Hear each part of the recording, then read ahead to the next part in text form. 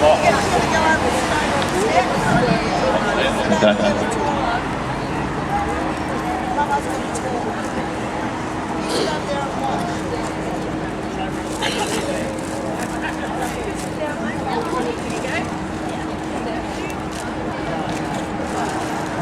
know, it's terrible. I can normally talk underwater, they reckon. And today, when I was sitting there last night trying to work out what I was going to say to you all, there were so many issues, so heartfelt, that every time I started to think about it, all I did was get angry and a tear in the eye. I know that we all feel the same way. Before we normally start speaking in Parliament, we give thanks to the Kaurna people, which were the original traditional owners of the land. But I think rather than give thanks to them, we should be apologising to them. So I'd just like to start by apologising to the original residents of this country for some of the things that we have to endure and what they have to see happen in this country. So there you go.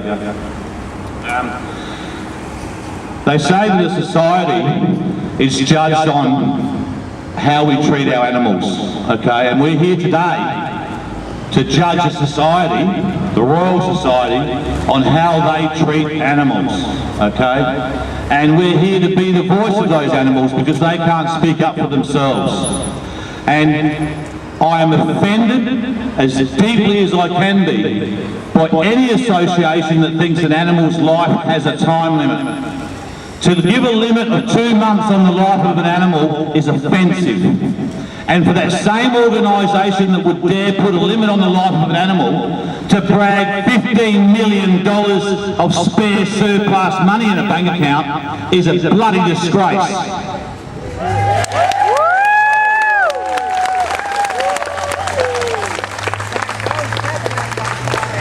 The RSPCA have over $15 million in the bank in 2010.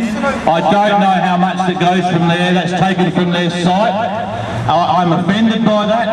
I'm offended by what's happened here, and I'm offended by this weird man over here. But luckily the RSPCA is not here to take him away for offensive behaviour.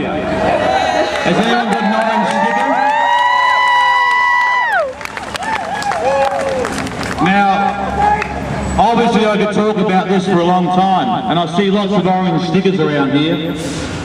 You know, what we would have expected from the RSPCA is to have done the right thing. You know, I have donated to those bastards in my life. I have donated money to them. In 2010, or 11, it could have been 11, I drove up to Queensland with 5 tonnes of goods. And I shared that and the money that I raised with a lot of the smaller shelters, because my wife and I run one, so I thought I'll start there. Do you know, when I arrived at the RSPCA office, no one even was interested in my stuff. They asked how much money I had. I said, I've got 2 tonnes of food here for the animals that have been flooded out. They weren't even interested. I wouldn't have left it there, but I had nowhere else to put it. I wish I had shared that with the smaller shelters and not wasted my bloody time dropping it off there. And that's what it's become about. It's become about money. You do not hoard millions of dollars of money at the expense of the life of animals. That is unacceptable, and that's why we're here today.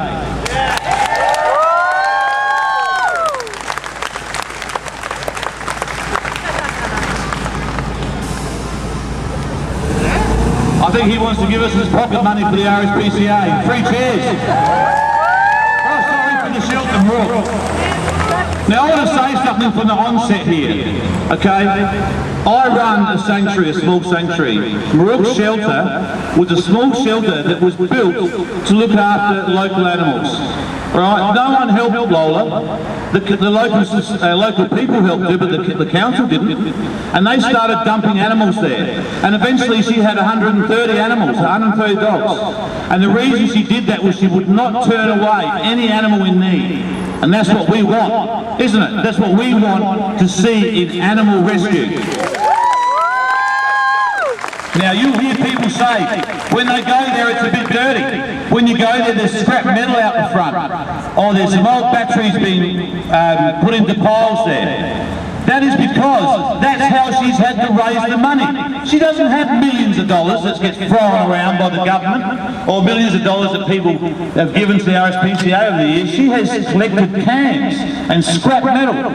And if you wonder why around the edges of the shelter sometimes it's a bit dirty, if you're about to do a clean-up and someone dumps an injured animal on your property, what's the first thing you do as a compassionate person? You put it into your car and you get it to the vet to fix it. You're not worried about mowing the edges or having pretty paving, are you? But hey, $14 million profit and big suites in office buildings here is what we're paying for if we donate money to RSPCA. If you donate money to Lola, she won't even take that money and use it for power bills because she thinks that's her job to do. So that's the sort of people we need, and that's the sort of people we need on the board of the RSPCA. Not more lawyers. Anyway, I'll keep it short and I'll put you on to some other speakers and I'll come in and bug you in between each person speaking. Anne Bressington? Oh, okay. Here you go, Anne. And this is Anne's PA. You'd think she'd know how to use it, wouldn't you? Here you go. Well, welcome to everybody here today and congratulations to all of you for taking the time and the energy to come out and protest about what is a terrible injustice. I'd just like to acknowledge first of all Mark and the people that have helped to organise this. Mark is a remarkable person in our community. He is a true patriot. We all know he's been involved in organising the farmers markets. He has a sanctuary of his own and I think he's been going at this now for a couple of months. And I think we should all give Mark a great round of applause.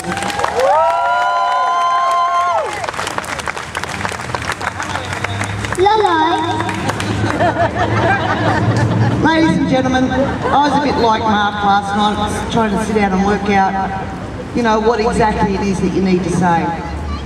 But I'm coming at it from a different angle. We have the Royal Society for the Prevention of Cruelty to Animals. And all of us, I think for decades, have in one way or another believed that that is what their motivation was, to prevent cruelty, to rescue abused, neglected and injured animals and to restore them to health and to put them up for adoption. We're finding out now that that's actually not the case and that no-kill shelters like Marook and others are actually being targeted by the RSPCA, and we have to wonder why it's not in the RSPCA's best interest and the animals' best interest to work with those no-kill shelters to try and get a placement for animals that the RSPCA will put down. And I don't think any of us understood, or I didn't, understand that there is a very limited time that the RSPCA will actually hold on to an animal before the animal is put to sleep. And I think that's a terrible injustice to everybody who donates money to the RSPCA with the expectation that they are going to meet community standards, community expectations. It is the Royal Society for the Prevention of Cruelty to Animals, and that's what we expect. And I believe when organisations like this become political rather than community-minded, when they focus on an economic rationalist approach to things, that is, you know, everything's worth a buck and the dollar takes precedent over everything else, then we're in trouble. And that has a terrible effect on the community. People get disappointed, they get angry. You people have had to give up your time and energy here today to be here to try and correct a terrible wrong. But it also has this effect where people who do the right thing, like Lola who runs the Marook shelter, are actually punished, intimidated, bullied, because they have a social conscience and because they want to do the right thing as a part of the community. And that, ladies and gentlemen, is becoming a blueprint of the way government organisations, agencies and associations are falling into the trap of doing away with that feeling of community, and they're actually contributing, I believe, to destroying the good social structure, doing things from the heart because we love to. That is being knocked on the head. Because people don't want to stand in the way of being bullied, intimidated, harassed, persecuted and prosecuted for doing nothing more than the right thing for no other reason than because they care.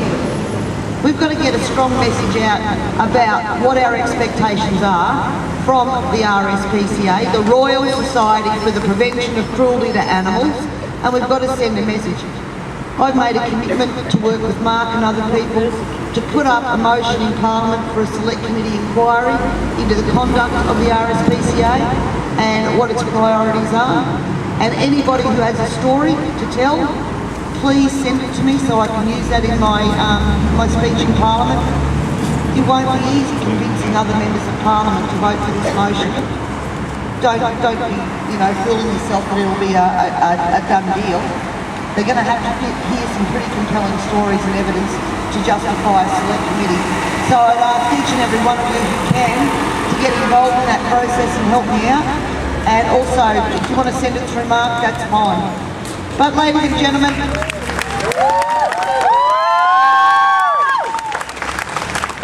I think it's time.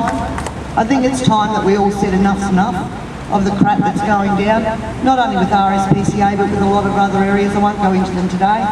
But our community is being restructured, if you like. The way we operate is being restructured and it's being done by stealth.